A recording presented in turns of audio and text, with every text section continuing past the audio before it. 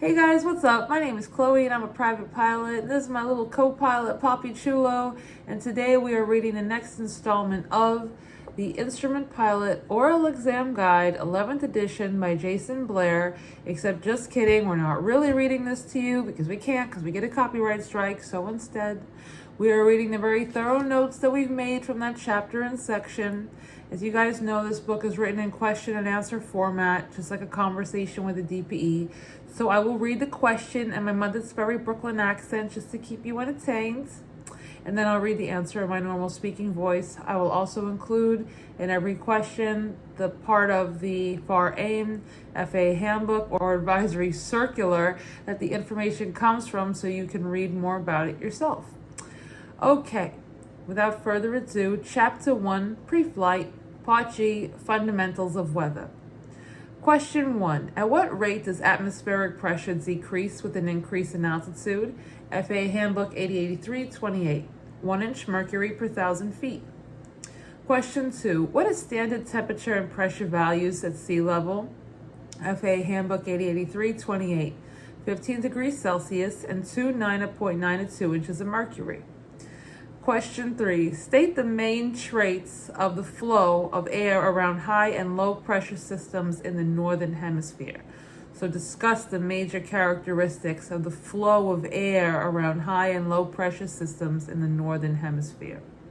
So in a low pressure system, FAA Handbook 8083-28, in a low pressure system, air flows inward, upward, and counterclockwise.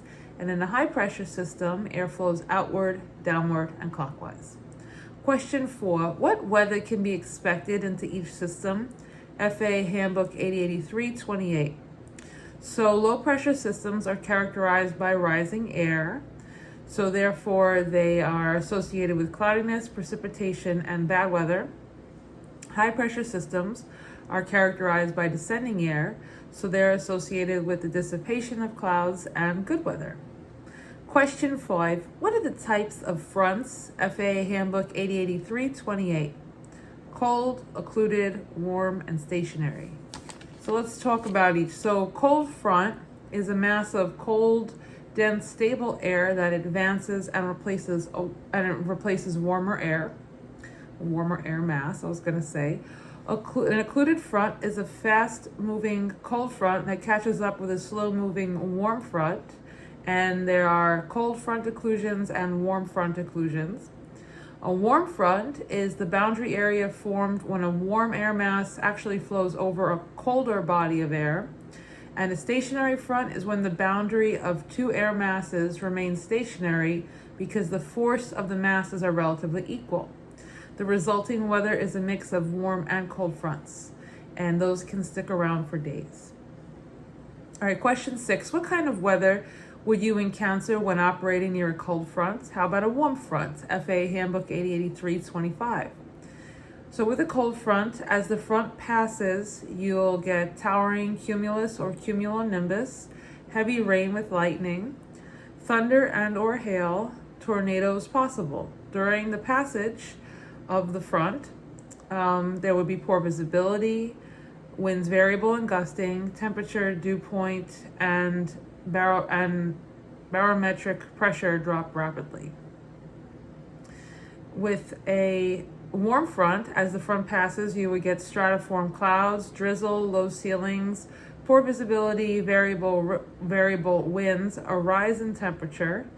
And the book says to note that the weather associated with the front will depend upon a few factors: the amount of moisture available, the stability of the air, the slope of the front, the speed of frontal movement, and upper wind flow.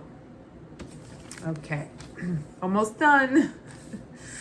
Question 7. What is a trough? FAA Handbook 8083-28. A trough is an elongated area of relatively low atmospheric pressure, and so it's an area of rising air. It's no bueno.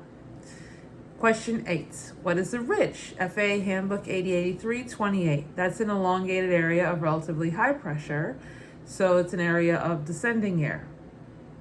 Question 9. What is a dry line and why is knowledge of its location important to you? FAA Handbook 8083-28. So a dry line is a low-level boundary that spans across the United States, north and south. It separates the dry air coming out of the west from the moist air coming out of the east. So it's that dry desert air with that moist air from over the Gulf. And severe thunderstorms with tornadoes can develop along a dry line, or they can develop in the moist air just to the east of it, especially when the dry line begins moving eastward. Question 10. Why do surface winds generally flow across the isobars at an angle? FAA Handbook 8083-28. Because of surface friction, which causes winds to flow across the isobars at an angle. Question 11. What happens when temperature and dew point are small and decreasing? Advisory Circular 00-6. The air becomes saturated and visible moisture forms, resulting in clouds, dew, or fog. Question 12. What determines the type and vertical extents of clouds? FAA Handbook 8083-28. The stability of the atmosphere. Question 13. What's the difference between a stable and an unstable atmosphere, and why is it important? FAA Handbook 8083-25, 8083-28. So a stable atmosphere resists vertical movement, while an unstable atmosphere does not. So with an unstable atmosphere, small vertical air movements will become larger, resulting in turbulent airflow and causing convective activity. In terms of clouds, turbulence, precipitation, and visibility, with a stable atmosphere, the clouds will be stratiform, turbulence smooth, precipitation steady, visibility fair to poor. With an unstable atmosphere, the clouds will be cumuliform, turbulence rough, precipitation showery, and visibility good. All right, question 14. How do you determine the stability of the atmosphere? FAA Handbook 83-25. By looking at the temperature lapse rate. If the temperature lapse rate increases, stability decreases. If the temperature lapse rate decreases, stability increases.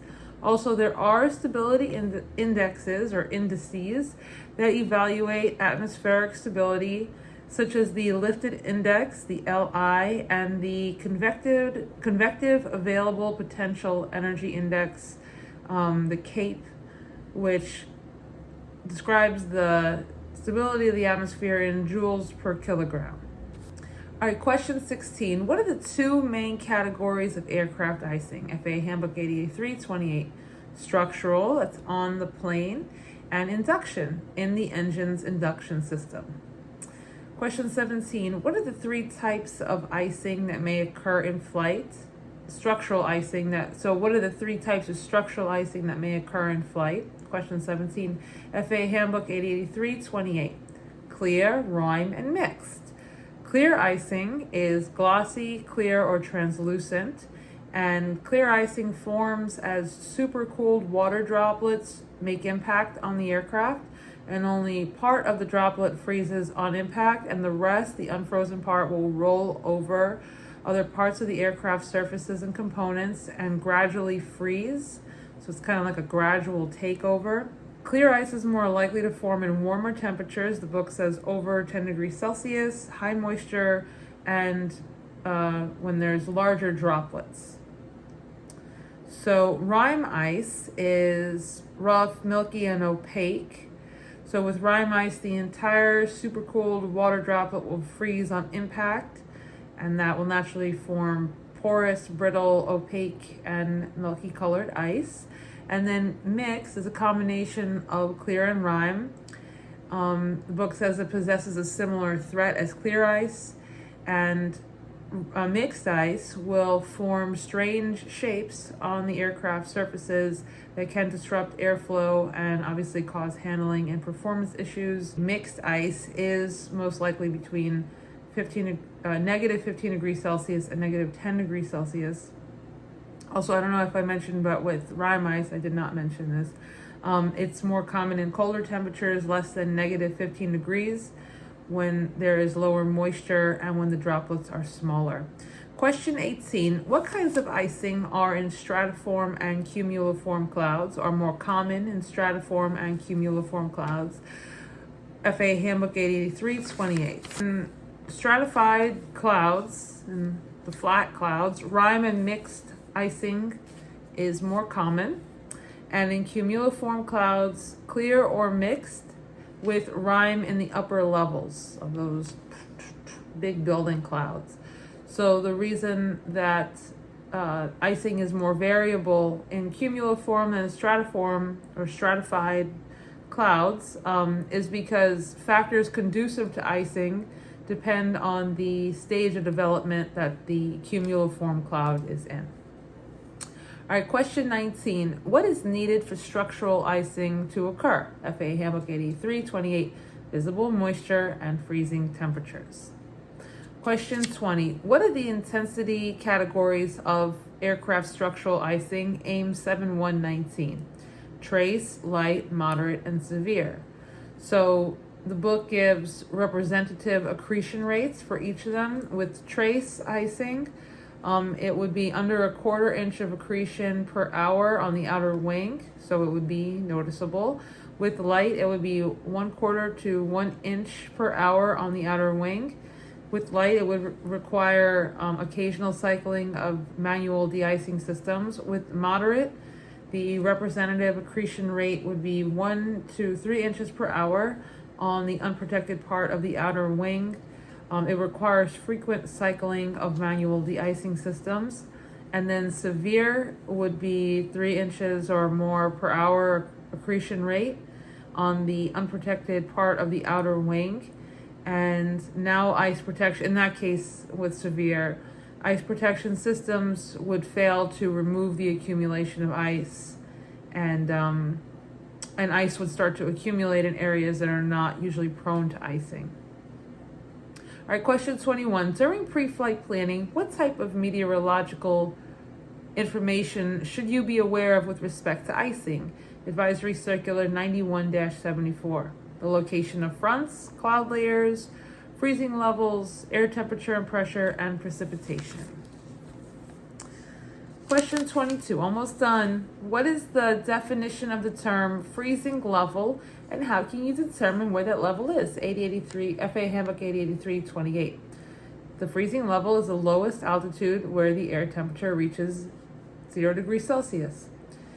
Question 23. During pre-flight planning, how can you mitigate the total risk encountered en route when the possibility exists of operating in and around icing conditions? Advisory Circular 91-74. So you would definitely be wise to determine if climbing or descending would be viable options where you're going. So with respect to required altitudes, in order to maintain clearance from terrain, airspace, published routes, departure procedures, arrival procedures, and approaches, you would need to know, like, can I descend from my, will I thwack into a mountain? Like, is it possible to descend if I would need to get out of icing?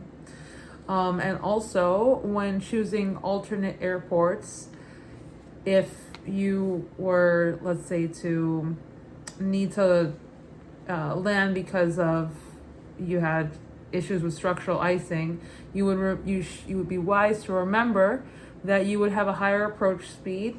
Usually it's a no flaps landing, and you may need more runway length, depending on the wind and stuff like that. But when you're planning your alternate, keep that in mind when it comes to structural icing. Now, question 24. What are the factors for a thunderstorm to form? FAA Handbook 83-28. Sufficient water vapor, unstable lapse rate, and an initial upward boost. And the 3 stages of a thunderstorm are cumulus, this cumulus stage, which is a strong updraft, the mature stage, which is when precipitation reaches the surface, and dissipating when there's downdrafts. Sometimes I think I have a New York accent on some words that I don't even intend. All right, question 25. What are squall line thunderstorms? FAA Handbook 883-28. A squall line thunderstorms, that's a non-frontal, narrow band of active thunderstorms that form rapidly. They reach maximum intensity during the late afternoon and first few hours of darkness.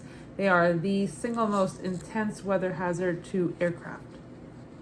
Question 26. How does fog form? FAA Handbook 8083-28. So when the temperature and dew point become identical or nearly so, fog can occur either by cooling. The air is cooled, cooling air. The air is cooled a little beyond its dew point. That leads to radiation fog, advection fog, and upslope fog. Or if moisture is added to the air, that's another way fog can form. And with that, you find frontal fog and steam fog. Question 27, name several types of fog. 8083, FAA Handbook 8083-28, radiation fog, advection, upslope, frontal/precipitation induced, and steam. So the conditions that favor radiation fog are when the sky is clear, there's little to no wind, and a small temperature dew point spread. The radiation will form usually at night or near daybreak. Advection fog forms when moist air moves over when moist air moves over colder ground or water. Advection fog is common along coastal areas, and it can happen any time of day or night. So advection fog needs the wind. Upslope also needs wind. That is when moist, stable air is cooled adiabatically as it moves up sloping terrain. Frontal or precipitation-induced fog is when warm, moist air is lifted over a front. In that case, the cold air below is near its dew point, and evaporation from the precipitation may saturate the cold air and form fog. And finally, steam fog is when very cold air moves over warm water. Enough moisture may evaporate from the water in that case to produce saturation, and fog will appear as rising filaments or streamers. It looks kind of cool. And then finally, question 28, aside from fog, what else causes IMC usually? 88 FAA Handbook 8083-28, low clouds, and they say in parentheses stratus, haze, smoke, blowing obstructions to vision, and precipitation. Obstructions probably like volcanic ash. And I was reading in the Ames somewhere that volcanic ash is worse than just causing bad visibility. It can do some damage in the plane. All right, guys, thanks for sticking with me through this. Just a couple of more small sections in chapter 1, and we will be done with chapter 1 finally, and we'll keep on keeping on. All right, guys, talk to you soon. Take care. Bye.